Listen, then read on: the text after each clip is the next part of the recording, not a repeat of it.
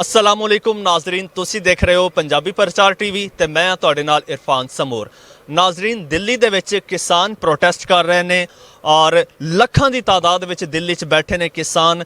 50 दिन तो ज़्यादा हो चुके ने तकरीबन, लेकिन अज भी वो बड़े पुरजोश ने, डेरे ला के बैठे ने। मोदी सरकार ने उन्हां दे खिलाफ कोई बिल पास कीते ने और उन्हां दा मुतालबा है कि असी जनाब बिल ਜਿਹੜੇ ਨੇ ਉਹ ਕੈਂਸਲ ਕਰਾ ਕੇ ਜਾਵਾਂਗੇ। ਅਸੀਂ ਉਹਨੇ ਤੱਕ ਇੱਥੋਂ ਨਹੀਂ ਜਾਵਾਂਗੇ ਜਿੰਨੇ ਤੱਕ ਮੋਦੀ ਸਰਕਾਰ ਆਪਣਾ ਫੈਸਲਾ ਵਾਪਸ ਨਹੀਂ ਲੈਂਦੀ, ਬਿੱਲ ਵਾਪਸ ਨਹੀਂ ਲੈਂਦੀ, ਕਿਉਂਕਿ ਉਹਨਾਂ ਦਾ ਕਹਿਣਾ ਹੈ ਅਸੀਂ ਹੀ ਕਿਸਾਨ ਆ ਜਿਹੜੇ ਅਨਾਜ ਉਗਾਉਂਦੇ ਆ ਤੇ ਪੂਰਾ ਹਿੰਦੁਸਤਾਨ ਪੂਰੀ ਦੁਨੀਆ ਦੇ ਲੋਕੀ ਖਾਂਦੇ ਨੇ।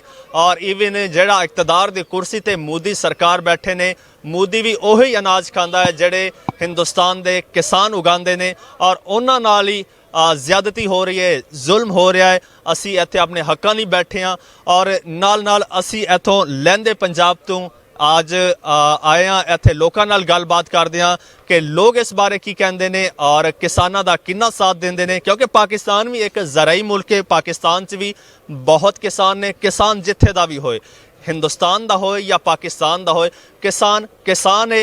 किसान दे नाल ज़्यादती नहीं होनी चाहिए और इत्थों दे लोकां नाल मिलने देखदे हां उन्हां दे की विचार ने इस बारे। आओ साडे नाल।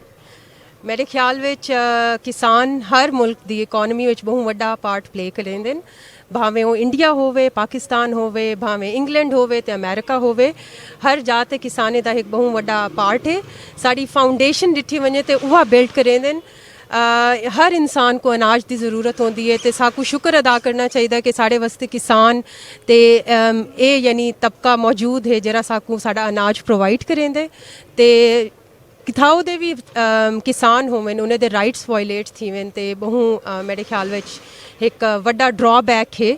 तो मेरे ख्याल में जेरे इंडिया के किसान हैं वो बिल्कुल हक ते हैं ते गवर्नमेंट को समझना चाहिए है ते उन्हें को मतलब जेरे उन्हें दे राइट्स हैं वायलेट कीते वेंदे जेरे या थींदे पैन वो जेरे हैं मतलब दिते वेंदे। मेरे नाल एक होर भाजी मौजूद ने, इन्हां नाल गलबात करने आ, इन्हां नूं पुछदे आ कि इंडिया दे विच दिल्ली दे विच जिहड़ा किसान अंदोलन हो रहा है, किसानां नाल जुल्म कीता जा रहा है, ਉਹਦੇ ਬਾਰੇ 'ਚ ਇਹ ਕੀ ਵਿਚਾਰ ਰੱਖਦੇ ਨੇ?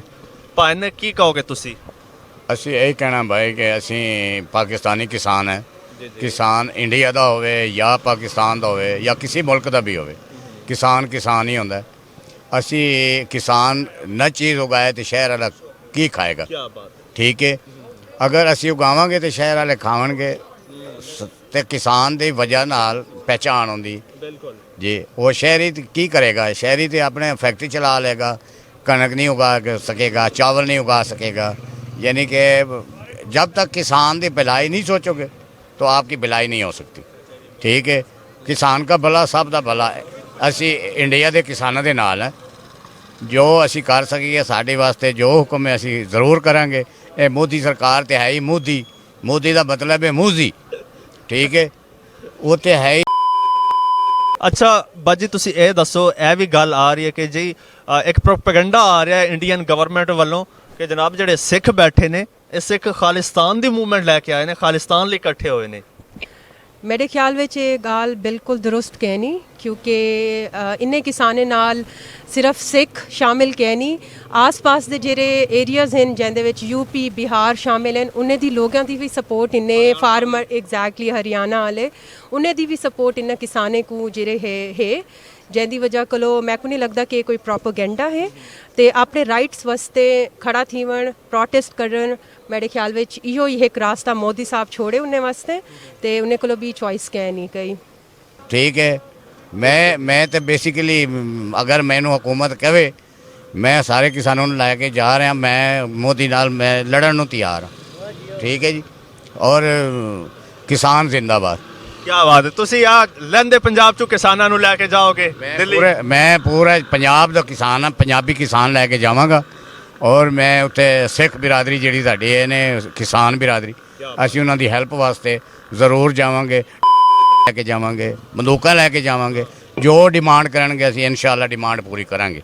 क्या बात है। अच्छा, सिंह सरदार बैठे ने कहंदे नहीं जी असीं दिल्ली नूं विआह होना या विआह के लैके जाना है, ते तुसीं की कहोगे? ए दिल्ली ते हुण इस तरह समझो कि दुल्हन बन चुकी है। जब ये सब सुनाता हूँ ना तो कलेजे फटते हैं लोगों के। क्या बात। ਉਹ ਕਿਸਾਨਾਂ ਦੇ ਨਾਲ ਹੀ ਜਾਏਗੀ ਔਰ ਮੋਦੀ ਨੂੰ ਮੋਦੀ ਕਰਕੇ ਦਿਖਾਣਾ ਹੈ ਕਿ ਤੂੰ ਵਾਕਈ ਮੋਦੀ ਹੈ, मोदी नहीं मोदी मोदी, ठीक है। और किसान जो है वो जो चाहे वो कर सकता है, किसान नहीं है तो कुछ भी नहीं है। ਅੱਛਾ ਭਾਜੀ, ਤੁਸੀਂ ਇਹ ਵੀ ਮੈਨੂੰ ਦੱਸੋ ਕਿ ਕੁਝ ਲੋਕਾਂ ਦਾ, ਕੁਝ ਸਿਆਸਤਦਾਨਾਂ ਦਾ ਇਹ ਬਿਆਨ ਵੀ ਆ ਰਹੇ ਨੇ ਕਿ ਜੀ ਲਹਿੰਦੇ ਪੰਜਾਬ ਵਾਲਿਆਂ ਦਾ ਸਾਡੇ ਇਸ਼ੂ ਨਾਲ ਕੀ ਲੱਗੇ, ਪਾਕਿਸਤਾਨੀਆਂ ਦਾ ਸਾਡੇ ਇਸ਼ੂ ਨਾਲ ਕੀ ਲੱਗੇ, ਕੀ ਕਹੋਗੇ ਇਹਦੇ ਬਾਰੇ? और नहीं जी, किसान इंडिया ਦਾ ਹੋਵੇ ਜਾਂ ਪਾਕਿਸਤਾਨ ਦਾ ਹੋਵੇ, ਕਿਸਾਨ ਕਿਸਾਨ ਹੀ ਹੈ। ਸਾਡਾ ਕਿਸਾਨਾਂ ਦਾ ਰਿਸ਼ਤਾ ਤੇ ਹੈ ਨਾ ਉਹਨਾਂ ਨਾਲ, ਅਸੀਂ ਜ਼ਰੂਰ ਉਹਨਾਂ ਦੇ ਨਾਲ ਹੈ। ਪੰਜਾਬੀ ਦਾ ਰਿਸ਼ਤਾ ਵੀ ਹੈ, ਪੰਜਾਬੀ ਦਾ ਰਿਸ਼ਤਾ ਵੀ ਹੈ, ਕਿਸਾਨਾਂ ਦਾ ਰਿਸ਼ਤਾ ਵੀ ਹੈ ਔਰ ਅਸੀਂ ਉਹਨਾਂ ਦੇ ਨਾਲ ਜਾਣਾ ਪਹਿਚਾਣਾ, ਅਸੀਂ ਉਹਨਾਂ ਦੇ ਨਾਲ ਹੈ, ਠੀਕ ਹੈ।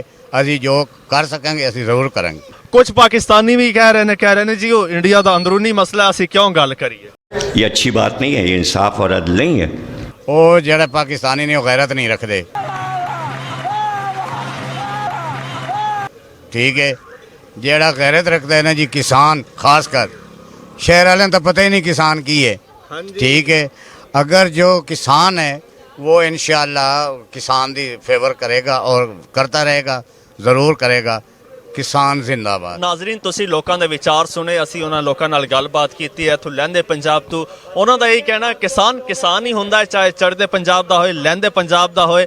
ਔਰ ਲਹਿੰਦੇ ਪੰਜਾਬ ਦੇ ਸਾਰੇ ਪੰਜਾਬੀ, ਸਾਰੇ ਕਿਸਾਨ ਚੜ੍ਹਦੇ ਪੰਜਾਬ ਦੇ ਕਿਸਾਨਾਂ ਦੇ ਨਾਲ ਨੇ। ਔਰ ਕੁਝ ਮੇਰੇ ਭਾਈ ਤੇ ਬਹੁਤ ਜ਼ਿਆਦਾ ਜਜ਼ਬਾਤੀ ਵੀ ਹੋ ਗਏ ਕਿਸਾਨ ਇਸ਼ੂ ਨੂੰ ਲੈ ਕੇ, ਕਹਿੰਦੇ ਨੇ ਜੀ ਸਾਨੂੰ ਬਸ ਇਜਾਜ਼ਤ ਦਿਓ, ਅਸੀਂ ਡੰਡੇ ਸੋਟੇ ਚੁੱਕ ਕੇ ਪਹੁੰਚ ਜਾਂਦੇ ਹਾਂ, ਜਾ ਕੇ ਸਰਦਾਰਾਂ ਦੇ ਨਾਲ ਬਹਿੰਦੇ ਹਾਂ ਦਿੱਲੀ 'ਚ। ਔਰ ਪ੍ਰੋਟੈਸਟ ਜਾਰੀ ਹੈ ਔਰ ਮੋਦੀ ਸਰਕਾਰ ਨੂੰ ਇਹੀ ਕਹਿੰਦੇ ਆ ਕਿ ਕਿਸਾਨਾਂ ਨੂੰ ਕਿਸਾਨਾਂ ਦੇ ਰਾਈਟਸ ਦੇ, ਸਾਨੂੰ ਇਜਾਜ਼ਤ ਦਿਓ, ਰੱਬ ਰਾਖਾ।